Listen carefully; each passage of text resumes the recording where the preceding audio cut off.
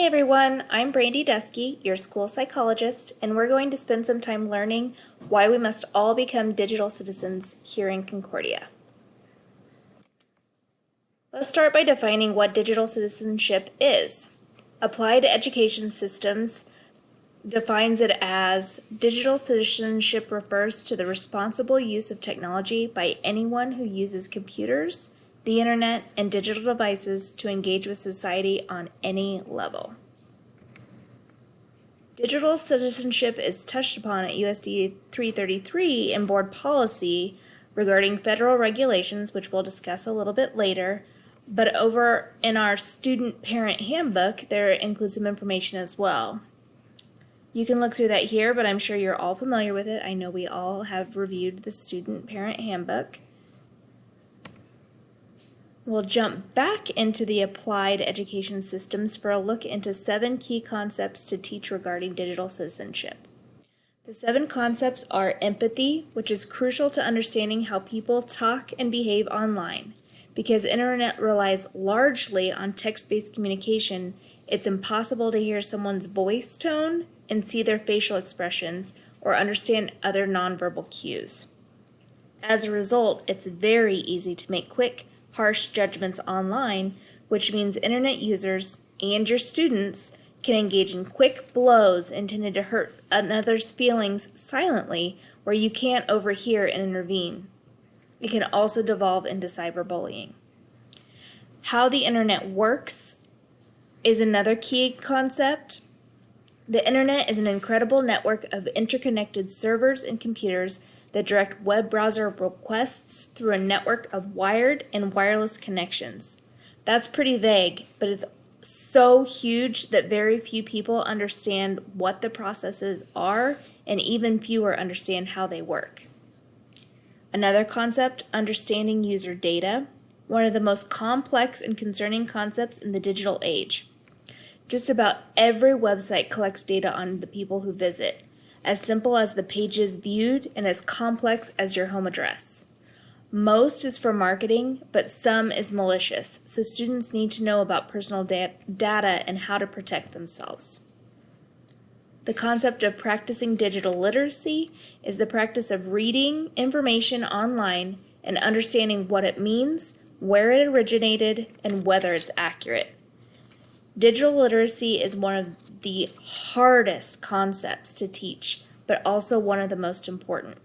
We need to learn about clickbait and fake news, and empathy is involved in this as well because digital literacy requires students to think beneath the face value of text.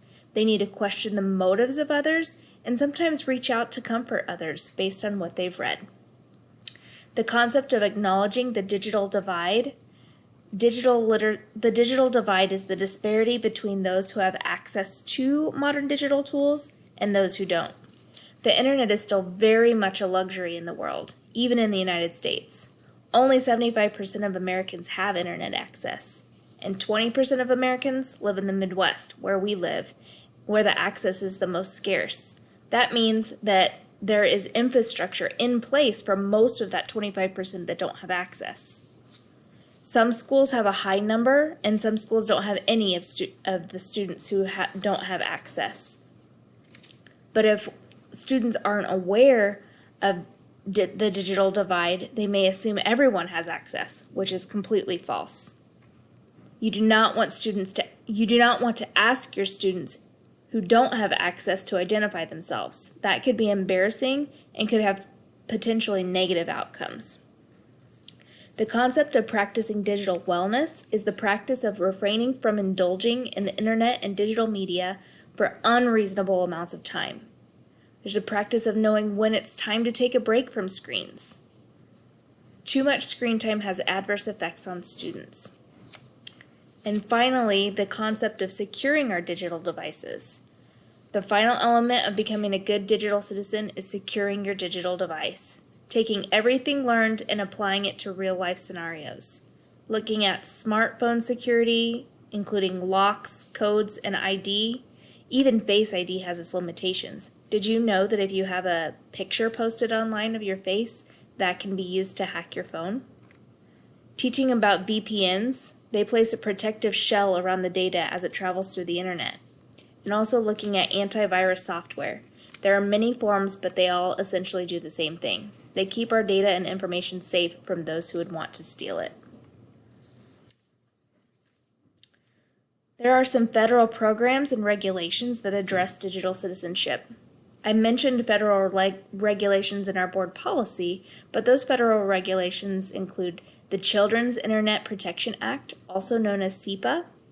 School districts are required by CIPA to have technology measures and policies in place that protect students from harmful materials, including obscene and pornographic content.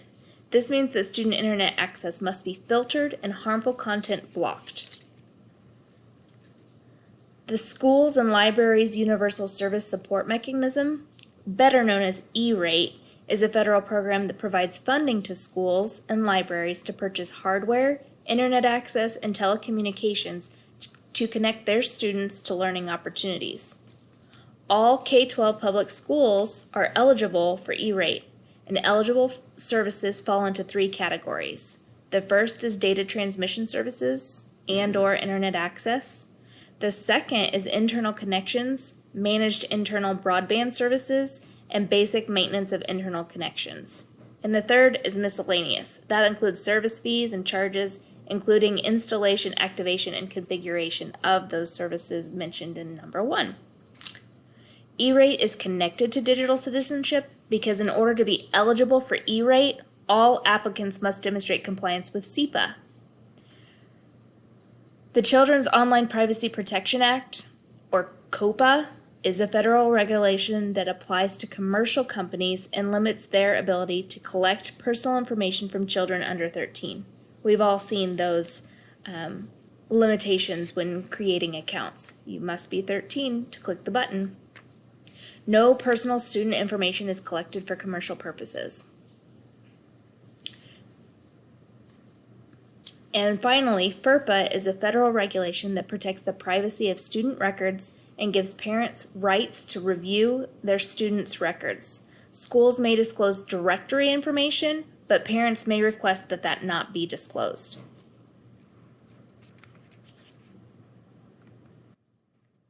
Let's look at the Common Sense Education. It offers a free digital citizenship curriculum that's targeted to all students K-12. The curriculum introduces reliable, research-based information about digital media and their impact, a comprehensive yet balanced approach to addressing safety and security. It addresses the whole community by providing materials to educate parents and families about digital citizenship. It satisfies CIPA and E-Rate compliance. It aligns to Common Core standards. And it includes professional development resources with 80 total lessons with supporting materials included. That curriculum follows a scope and sequence that offers 3 units for the grade bands K2, 3-5, and 6-8, and there are 4 units for grade 9-12. Each unit has 5 lessons which spiral with a cross-curricular approach.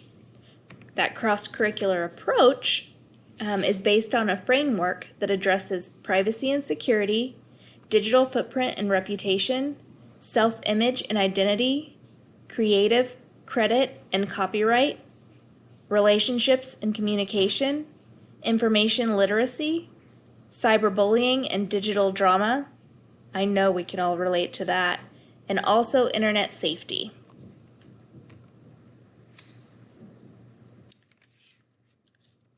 Why should we be teaching digital citizenship?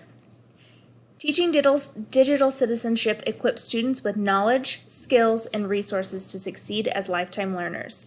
It also helps them engage within a digital environment and with responsibility and confidence to develop as leaders who will have meaningful impacts in the lives of others. There are 5 reasons why we must teach digital citizenship. The first is information literacy. Access to information has never been easier. The challenge is sifting through, understanding, and being able to use all of that information. Cyberbullying is another reason, an increasing cause for concern for both teachers and students. Teaching students to engage respectfully online is important for prevention of cyberbullying. Another reason is online safety.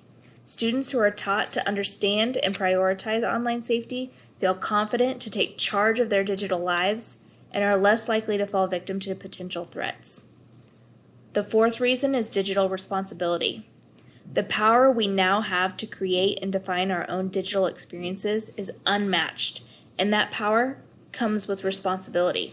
Students must be taught to wield that power wisely, as it's essential to their long-term educational and personal success. And the final reason we must teach digital citizenship is for health and emotional wellness in a digital world. Technology can be addictive, and that addiction can be detrimental to students' health. There are documented correlations between extended use of technology and physical and psychological issues. But are we ready here in Concordia? We can begin to cultivate a culture of positive online use by following the READY strategy. Remind our students to be mindful of what information and opinions they make public. Encouraging our students to step away from their cell phones and screens because offline relationships are also important. Accountability is key. Create a digital use guide. Responsible use policy is good, but classroom reminders always help. Demonstrate and model good digital citizenship to promote a culture of positive online use. And the why is be a culture of yes. When it comes to launching digital tools, too often a school blocks and locks down everything to be safe, but this doesn't allow opportunity to teach and learn positive digital citizenship. Here's a look at my resources used in this presentation, and I know we can all take a look at that curriculum offered by Common Sense Education and find ways to implement it to meet the needs of our school and our students. Thank you.